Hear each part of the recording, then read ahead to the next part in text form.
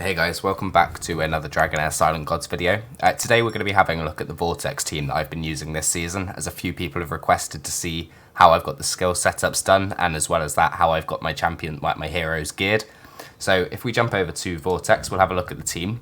I have actually showcased this before in my Rash video, but obviously that was specifically about Rash. I didn't show anything about the other heroes, and I didn't show the skill timings either. So of course, this is a full auto run, so I've got it set up so it runs from the start on auto. So if we start by having a look at the gears, if we go to Rash first, he's built in a damage gear set, so he's got 15% ignore defense. He's built with maximum critical rate, so I can get the maximum damage out of him, as well as crit damage and attack. And he also has enough defense so that he can stay alive for as long as possible in my run. Then let's have a look at Tononan next. Built with 80% crit rate, so that she's always critting. So once again, crit damage, attack, just so she's getting as much damage as possible out with enough defense to also survive for as long as possible. Adolphus is built in the 3 Ears emblem set, so he's boosting everybody's attack every time he uses his ultimate skill. And this is obviously his shield that's also paired with, well, scaled from Enlightenment. So as you can see, I've got Enlightenment stacked on him wherever possible, as well as the artifact to increase the shield he's giving, whilst also giving more Enlightenment. My Call of Lightning tank is Furbath, so he's built in the Ally Protection set just to kind of take the damage off of everybody else as well. It would be better to take him out of this and maybe swap him and Adolphus's sets over, but as for the stats I've got, this just worked out best. He's got a good amount of HP, a load of defense for his healing, and he's also got enough accuracy to place decrease attack and decrease defense from the artifact. And finally, we've got Vikuk, who's just built to do as much healing as possible whilst also cleansing the decreased defense debuff. He's honestly not the best in this team, but he does cleanse the decreased defense, which keeps my team alive a significant amount longer. He's also built with attack, with accuracy rather, so he can place decreased attack on his battle skill. So as for the team setup, if you look at the skill timings here, I've got it so on the first casting, Adolphus is using his shield just before the Call of Lightning, just to protect Furbath throughout the entire run. Furbath is using his decreased attack just before the third skill that places decreased defense. That also works over towards the ultimate as well, so that's protected. And Vikuk is set to use his cleanse just after the decreased defense goes out, so that my team doesn't have that in time for the ultimate. And lastly, the damage dealers, they're just kind of left to do what they want, just to go after Furbath when decreased defense should hopefully be on the boss. And after that, they're using those skills every 20 seconds, which works out in time with the boss's skills. As you can see, every 20 seconds he does a full rotation, so it's 5 seconds between each of his skills. So if you set your interval as 20 seconds, you're going to be using it once per rotation.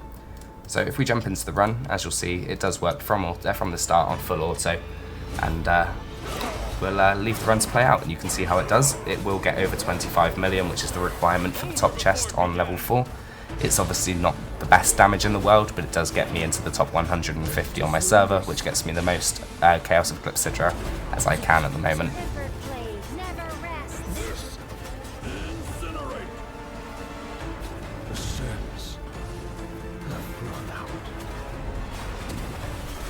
So as you can see there, after the first rotation, all of the skills are being used when I said. So shield's going out before Call of Lightning.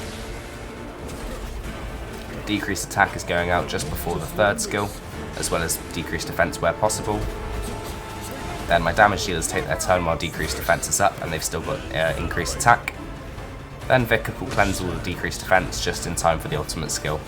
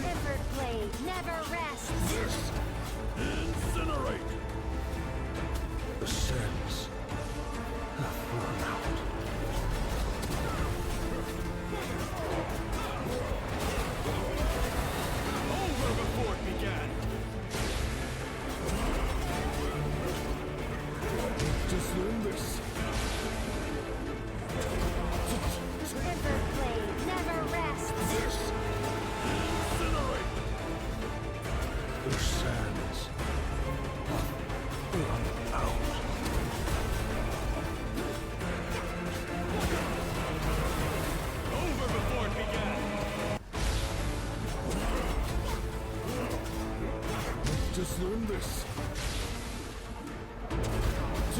Tempered blade never rests. This! Incinerate!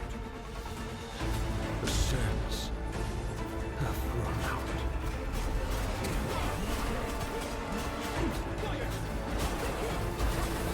Over before it began! Just learn this. Tempered blade never rests. This! Incinerate! The sands have run out.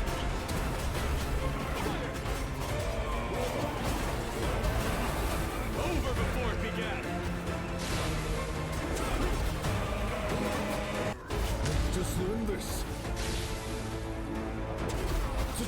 Tempered blade never rests. This! Incinerate! The sands have run out.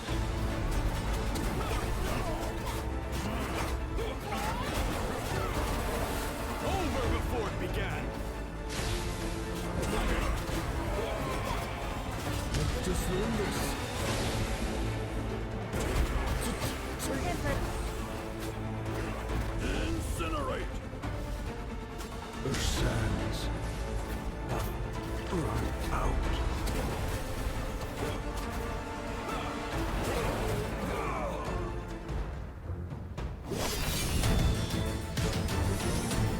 And there we go, as you can see this run hit over 25 million, which was required for the top chest. If we have a little look at the damage breakdown, you can see all of the damage really came from Tonelnan. Obviously she's the only one getting the 35% increased damage for being a melee. Rash still held his own, did a good amount of damage, but nowhere near what he was doing with the 30% increased fire damage last week.